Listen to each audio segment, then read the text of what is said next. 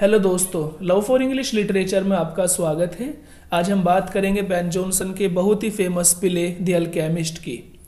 दोस्तों, अल्केमिस्ट को 1610 में फर्स्ट टाइम परफॉर्म किया गया था और शेक्सपियर की किंग्स कंपनी ने इसको फर्स्ट टाइम परफॉर्म किया था। दोस्तों, अगर हम ये कहें कि the alchemist play Elizabethan age के कुछ खास प्ले में से एक है तो गलत नहीं होगा। इसमें बेन जॉनसन ने, जैसे कि उसने इससे पहले वोल्पोनी में दिखाने की कोशिश की थी कि लोगों को रहन सहन कैसा है, उनकी मेंटलिटी कैसी है, उनकी सोच कैसी है, कुछ इसी तरह से इस प्ले में बेन जॉनसन ने दिखाने की कोशिश की है। और एलिजाबेथन एज की जो तमाम रियलिटी है, जो भी कुछ रियलिटी चल रही थी, वो सारी रियलिटी इसमें दिखाने की कोशिश की है। क्योंकि इस प्ले में बेन जॉनसन ने बैंक से जुड़े हुए लोगों को, बिजनेस से जुड़े हुए लोगों को और इसी के साथ साथ आम लोगों के रहन सहन को, उनकी मोरालिटी को, उनकी मेंटलिटी को दिखाने की कोशिश की है। कहानी है दोस्तों कि लंदन में महामारी यानी प्लेग फैला हुआ है, जिससे घबराकर और परेशान होकर एक मकान का मालिक अपना घर छोड़कर कहीं दूर इलाके में चला जाता है और वो अपना मकान और अपना सब कुछ अपने नौकर जेरमी के हवाले कर जाता है। यहाँ जेरमी अपना नाम बदलकर फेस कर लेता है और इसी के साथ अपने कुछ बदमाश और आवारा दोस्तों के साथ और कुछ प्रोस्टिट्यूट औरतों के साथ यानी वैश्या औरतों के साथ मिलकर एक धंधा चलाता है, जिसको हम जानते हैं अल्कीमिया। ये जो अल्केमिस्ट नाम है, अल्केमिस्ट उन लोगों को कहते हैं जो किसी मेटल को सोने में बदल देते हैं, जैसे कि लोहे को, तांबे को, ब्रास को, इन चीज़ों को जो सोने में बदल देते हैं उनको बोलते हैं अल्केमिस्ट। और ये जो एक एक्टिविटी है ये काम करने की, इसको बोलते हैं कीमिया। ठीक है दोस्तों, तो ये जेरमी अपना नाम बदलकर फेस कर लेता है और अपने आवारा दोस्त सबल और एक प्रोस्टिट्यूट लेडी है डॉल, इनके साथ मिलकर कीमिया व्यापार को चलाता है और इसके बहाने वो तमाम लोगों को लूटता है। दौलत की हवस में अदालत के क्लर्क यानी जो कोर्ट के क्लर्क हैं उनको लूटता है, जो बाजार के बनिए हैं उनको भी लूटता है और देहात में रहने वाले अमीर लोगों को लूटता है और इसी के साथ जो धार्मिक और रिलीजियस पर्सनैलिटी हैं वो भी इससे दूर नहीं होती, ये लोग उनको भी लूटते हैं। ये तो उनको लूट रहे हैं, लेकिन हम यहाँ देख सकते हैं कि किस तरह से बनिए खुद जाकर उनके हाथों में अपना पैसा दे रहे हैं, अपनी मेटल्स दे रहे हैं, अपना सोना चांदी उनके हाथ में सौंप रहे हैं। और इसी तरह हम देख रहे हैं जो रिलीजियस पर्सनैलिटी दूर रहने के लिए बोलती है दुनियादारी से और सोना चांदी से, यानी जो भी मोह माया है, रिलीजियस पर्सनैलिटी, धार्मिक लोग उससे दूर रहने की बात करते हैं। लेकिन हम यहाँ देख सकते हैं कि यहाँ आकर वो भी बेवकूफ़ बन रहे हैं और दौलत की हवस में, पैसों की हवस में अपना माल उन पर लुटा रहे हैं।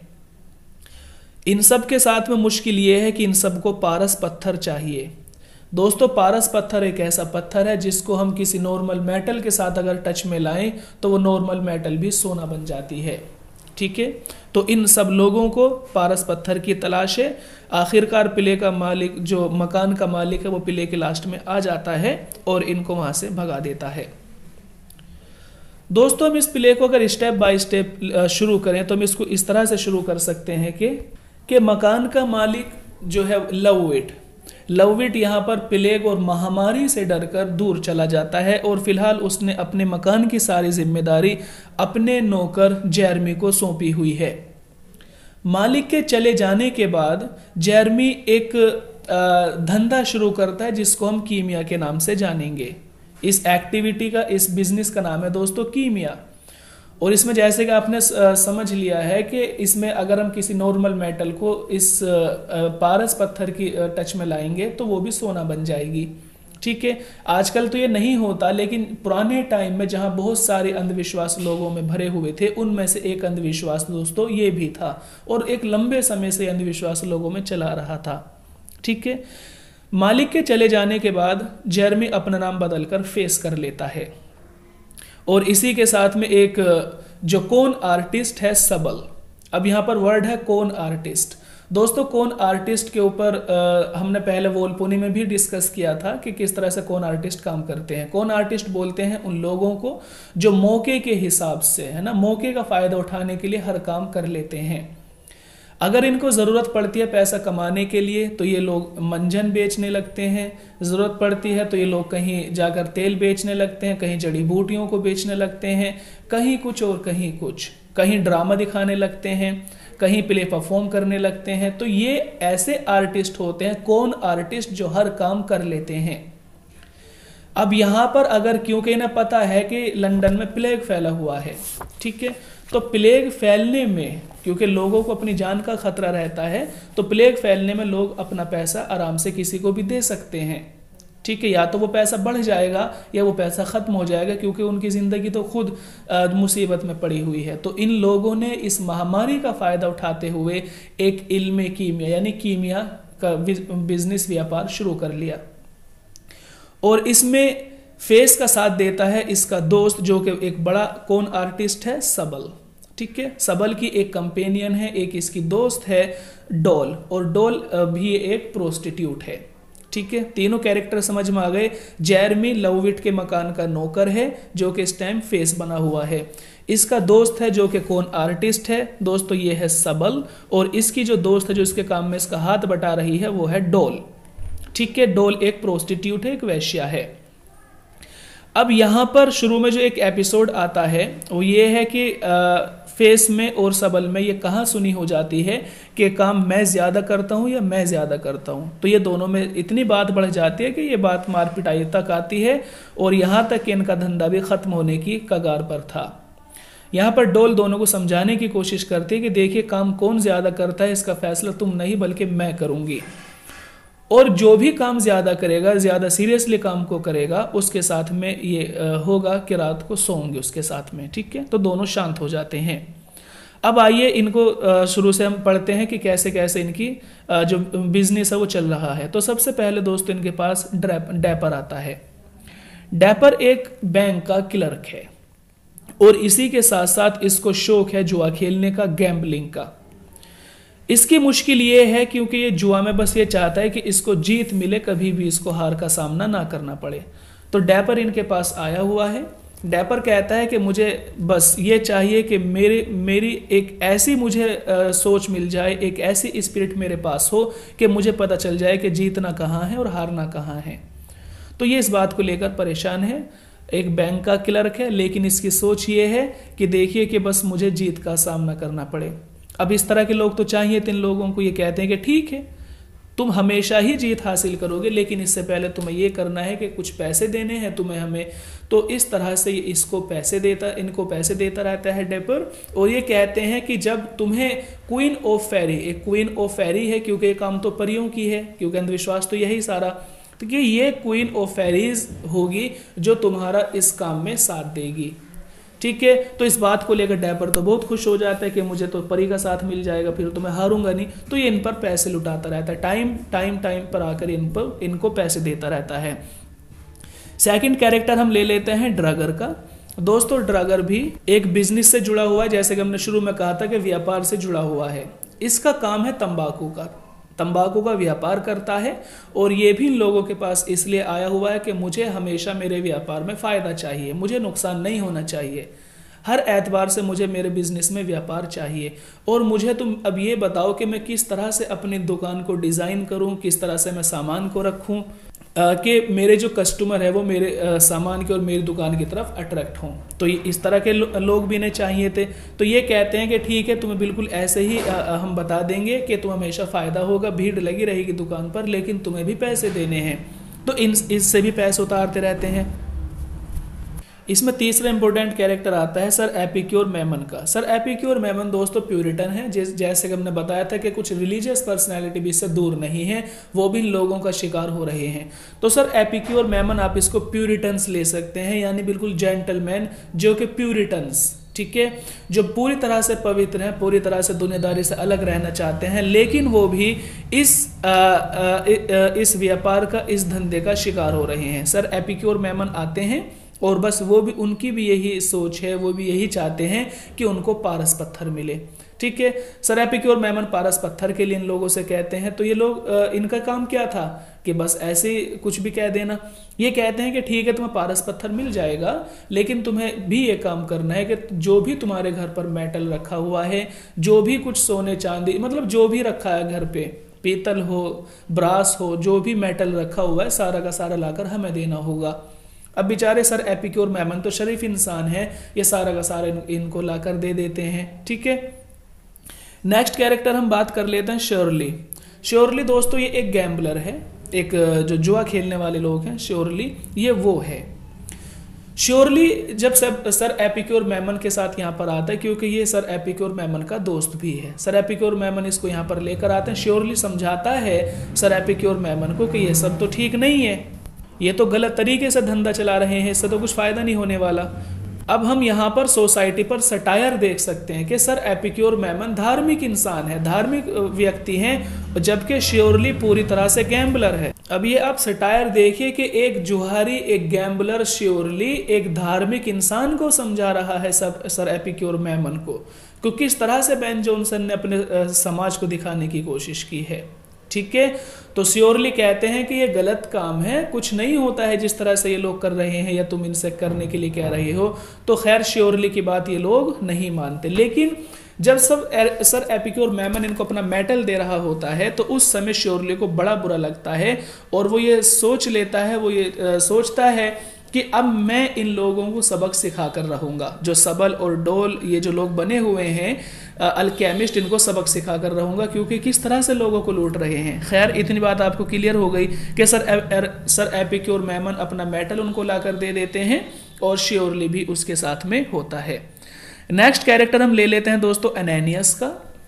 एनेनियस ये एक गरीब इंसान है, जैसे कि मैंने आपसे कहा था कि कुछ गांव के लोग भी इनकी जो है इनका शिकार होते हैं। तो सर एपिक्योर मेमन भी एक गांव से हैं, ये आते हैं इनके पास में, एक आम इंसान है, और इसी तरह से इस इल्म कीमिया का फ़ायदा उठाना चाहते हैं। कहते हैं कि मुझे भी पारस पत्थर चाहिए, लेकिन यहाँ पर सबल इनसे कुछ एनेनियस से कुछ पैसों की मांग कर लेता है, जो कि इसके पास बेचारे के नहीं होते हैं। तो इसके बदले सबल इसको वहाँ से उठवाकर बाहर फेंकवा देता है कि गरीब लोग भी यहाँ पर आ जाते हैं टाइम हमारा ज़ाय करने, टाइम वेस्ट करने के लिए। तो देखिए एनेनियस गरीब इंसान जिनके पास पैसा नहीं है, उनको भी चाहे एक पारस पत्थर की। ठीक है, हम गरीब इंसानों की सोसाइटी को, रहन सहन को भी यहाँ देख सकते हैं। ठीक है दोस्तों, तो एनेनियस से ये जो जेरमी और सबल हैं, ये कहते हैं कि तुम्हारे बस की बात नहीं है किसी अपने से बड़े स्टेटस के इंसान को यहाँ पर लेकर आना अगली बार। तो ये बेचारा जाता है और अपने साथ में ट्रिब्यूलेशन वोल्सम को लेकर आता है, जो कि इस स्टेटस में इससे बड़ा है और अमीर है, इसका मालिक है एनेनियस का। वोल्सम यहाँ पर आते हैं और जितने पैसे लोग इससे मांग रहे थे एनेनियस से, उससे कहीं ज्यादा पैसे दे देता है इनको। लेकिन ये भी यही कहता है कि मुझे जो है फिलोसफर स्टोन चाहिए। ठीक है, अब यहाँ पर हम देख सकते हैं जो गांव के जमींदार लोग हैं, जो गांव के बड़े लोग हैं, बड़े लोग माने जाते हैं, वो भी इनका शिकार हो रहे हैं। हम देखें कि सोसाइटी किस तरह से चल रही है। धार्मिक लोग शिकार हो गए हैं, बैंक के लोग, डैपर जो कि बैंक का क्लर्क है वो इनका शिकार हो गया है, और इसी तरह से एनेनियस और सर एपिक्योर मेमन सब लोग इसका शिकार हो रहे हैं। ठीक है दोस्तों, इतनी बात आपको समझ आ गई होगी। अब हम देखते हैं दो कैरेक्टर हमारे पास बचे हैं, एक है कैस्ट्रिल और एक है डैम प्लियंट। ये दोनों बहन भाई हैं। ठीक है, दोनों बहन भाई हैं, और मसला कैस्ट्रिल के साथ में ये है कि वो बहुत कूल दिखना चाहता है। वो चाहता है कि जिस तरह से लंदन में दूसरे लोग रह रहे हैं, मैं भी उन्हीं की तरह दिखूं, उन्हीं की तरह मेरी भी बात हो, उन्हीं की तरह मेरा भी स्टेटस हो। तो कैस्ट्रिल के साथ में प्रॉब्लम है कि मैं पूरी तरह से दिखना चाहूँ कि हाँ एक बंदा है, मेरी पर्सनैलिटी इस तरह से हो।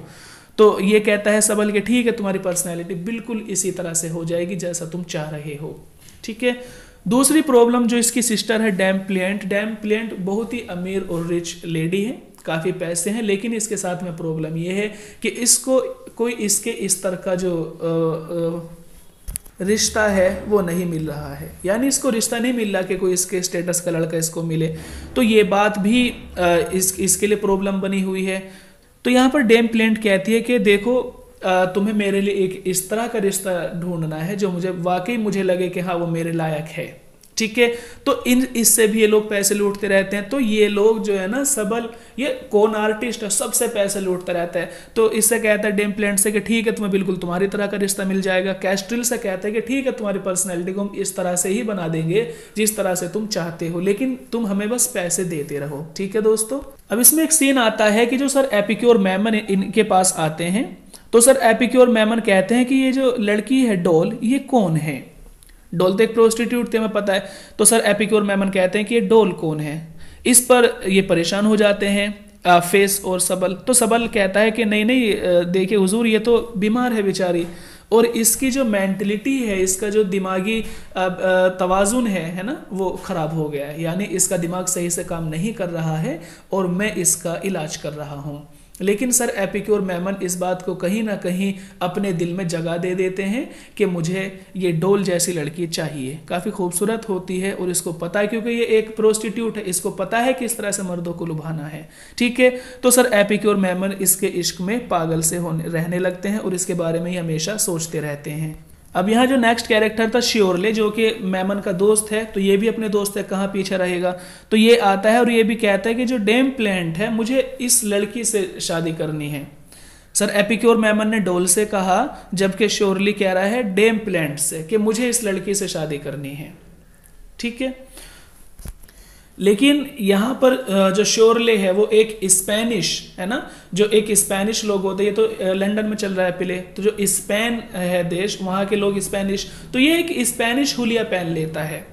यहाँ पर श्योरले एक स्पेनिश हुलिया में आता है, अपना वेश एक स्पेनिश जेंटलमैन की तरह बना लेता है और हाथ मांगने आता है डेम प्लेंट का, जिस पर सबल और जेरमिस की बहुत ज्यादा फटकार लगाते हैं, ठीक है। अब यहाँ पर मुश्किल ये थी डैम के साथ में कि डैम किसी स्पेनिश से शादी नहीं करना चाह रही थी। वो चाहती थी कि मेरा जो रिश्ता हो, मेरी जो शादी हो वो यहीं लंदन में होनी चाहिए, ठीक है। तो दोस्तों यहाँ पर जो फेस और सबल है, ये इसको बहुत ज़्यादा बुरा भला कहते हैं, गाली गलौज करते हैं, ठीक है। वो सोचते हैं कि तो स्पेनिश है, लेकिन इन्हें ये नहीं पता कि ये श्योरली ही है, तो इसके साथ में गाली गलौज, इसको बुरा भला कहते रहते हैं अपनी भाषा में, जिसको ये सब समझता रहता है श्योरली, ठीक है दोस्तों। तो यहाँ पर डेम जो है पूरी तरह से मना कर देती है कि मुझे स्पेनिश से शादी नहीं करनी, मुझे शादी करनी है किसी इंग्लिश पर्सन से, ठीक है। इतना समझ में आ गया होगा। अब ये जब सब चल ही रहा होता है, बीच बीच में भी ये लोग आते रहते हैं, जैसे कि डैपर और ये लोग ड्रगर आते रहते हैं, अपने बारे में पूछते रहते हैं कि क्या हुआ जी, हमारा कहाँ तक काम चला, कहाँ तक मुझे फेरी क्वीन कब मिलेगी। तो ये लोग इनको बस बहाना बनाते रहते हैं। आखिर में ये होता है, आखिर कर लेते हैं कि लविट जो कि लगभग 6 हफ्तों के बाद में ये वापस आता है। जब ये वापस आता है अपने घर में, तो देखता है कि सब कुछ बदला हुआ है, सब कुछ चेंज है। जो पड़ोसी हैं वो शिकायत करने लगते हैं कि देखिए तुम्हारे घर, तुम्हारे जाने के बाद एक अजीब सी हालत तुम्हारे घर की हो गई थी, लग रहा था कि अय्याशी का और आवारागर्दी का अड्डा बना हुआ था तुम्हारे घर, अजीब अजीब से लोग यहाँ पर आ रहे थे, बिल्कुल अजनबी लोग का अड्डा तुम्हारा घर बना हुआ था, ठीक है दोस्तों। अब घर के अगर हम अंदर की बात करें तो यहाँ पर डैपर आया हुआ है और डैपर के साथ में डोल है। डोल डैपर दोनों एक साथ में है, ठीक है। और जब दोनों एक साथ में है तो यहीं पर सर एपिक्योर मैमन भी आ जाते हैं। सर एपिक्योर मैमन के आने की वजह से डोल क्या करती है, डैपर को एक आप कहें कि बाथरूम में उसको बंद कर देती है कि तुम यहाँ छुप जाओ, मैं सर एपिक्योर मैमन से मिल लूँ। तो सर एपिक्योर मैमन से डोल मिलती है। तो सर एपिक्योर मैमन तो यही चाह रहे थे कि मेरी डोल से, क्योंकि उससे जुड़ना चाह रहे थे, वो मेडल वेडल तो भूल गए थे, पारस पत्थर। अब वो डोल के बस उसको चाह रहे थे कि बस मैं इसके साथ रहूं। तो डोल भी इस बात को कहीं ना कहीं तो समझ गई थी। तो डोल जो है सर एपिक्योर मैमन के पास चली जाती है और इनसे फिजिकल कर लेती है। अब जैसे ही डोल सर एपिक्योर मैमन से फिजिकल करती है तो एक आवाज़ हमें सुनाई देती है वहाँ पर, क्योंकि स्टेज प्ले परफॉर्म किया जा रहा था। एक आवाज़ आती है कि सर एपिक्योर मैमन, ठीक है, ये क्या थे, एक रिलीजियस बंदे थे, एक धार्मिक इंसान थे, लेकिन आप सटायर देखिए कि सर एपिक्योर मैमन जो है वो फिजिकल कर रहे हैं, वो सेक्स कर रहे हैं डोल के साथ में, ठीक है। कितनी बड़ी सटायर बेन जॉनसन ने की है। तो आवाज आती है कि सर एपिक्योर मैमन को फिलोसफर स्टोन नहीं दिया जा सकता, क्योंकि अब वो पवित्र नहीं रहे, वो प्यूरिटन नहीं रहे, वो अब अपवित्र हो गए हैं। तो बेचारे सर एपिक्योर मैमन ने सारा मेडल यहीं दे दिया था। तो वहां से बस परेशान होते हुए वहां से चले जाते हैं। डैपर के साथ में ये होता है, इसे फेरी क्वीन चाहिए थी तो इसको भी फेरी क्वीन मिल जाती है। ठीक है, ड्रगर का भी बात का सॉल्यूशन निकल जाता है। और बात रही एनेनियस और ट्रिबुलेशन, तो दोस्तों इनका भी सॉल्यूशन हो जाता है। आखिर में जब लवविट वहां पर आ जाता है, मालिक आ जाता है, सब लोग शिकायत करते हैं, तो होता यह है कि यहाँ पर लवविट इससे पूछता है जर्मी से कि क्या हुआ मेरे बाद में, तुमने यहाँ पर क्या किया। तो वो कहता है कि देखिए कुछ नहीं, शुरू में तो बात छुपाने की कोशिश कर रहा था, ठीक है, लेकिन कहाँ तक छुपाता, ये बात को छुपा रहा था, लेकिन जो दूसरे लोग हैं कैस्ट्रिल या डेम, ये सब लोग यहाँ पर आ जाते हैं। और आपको याद है कि इसने पहले से ही बंद किया हुआ है वहाँ पर डैपर को, डैपर तो वहाँ पर पहले से ही बंद है बाथरूम में, तो वहाँ से बोलता है मुझे निकालो बाहर, वहाँ से बोलता रहता है। तो जेरमी जो है इस बात को नहीं छुपा पाता और उसको सच्चाई बतानी पड़ती है। लवविट कहता है कि ठीक है, कोई मुश्किल नहीं, गलती हो जाती है, लेकिन अब तुम्हें करना ये होगा कि जो कुछ भी तुमने लूटा है, जिससे जो भी तुमने लिया है, वो सारा कुछ मुझे देना होगा। और जो डेम प्लेंट है जिसकी खूबसूरती की चर्चा जेरमी उससे कर रहा था, वो कहता है कि मुझे उसको दिखाओ। तो जब उसको दिखाया जाता है तो लवविट कहते हैं कि मुझे इससे शादी करनी है। अब लवविट को, इसको डेम को क्या चाहिए था, एक इंग्लिशमैन चाहिए था, है ना। तो डेम भी उसको पसंद कर लेती है और उससे उसकी शादी हो जाती है। तो सारा जो भी माल इन्होंने लूटा था वो लवविट को मिल जाता है। और माल किससे लूटा था दोस्तों, जो मेटल थी वो सर एपिक्योर मेमन के पास है, जो भी मेटल आया था वो भी लवविट को दे दिया जाता है और डेम प्लेंट की शादी भी उससे कर दी जाती है। और इस तरह से जेरमी सबल और डोल को कहते हैं कि देखिए सारी बात का जो राज था हमारा, वो राज तो खुल गया है। अब आप एक काम करें, यहाँ कुछ ही देर में पुलिस आने वाली होगी या कुछ भी होने वाला है, आप यहाँ से चले जाएं। तो वहाँ से सबल और डोल चले जाते हैं। और इस तरह से बाद में जो जेरमी है, जो फेस है, क्योंकि प्ले क्या है वो परफॉर्म हो रहा है स्टेज पर, तो ऑडियंस से माफ़ी मांगता है कि जो भी उसने किया है वो केवल एक रियलिटी को दिखाने के लिए किया है, सोसाइटी में क्या चल रहा है ये सब दिखाने के लिए उसने ये सब किया है। ठीक है, तो दोस्तों सुनने के लिए धन्यवाद, आपका दिन शुभ हो।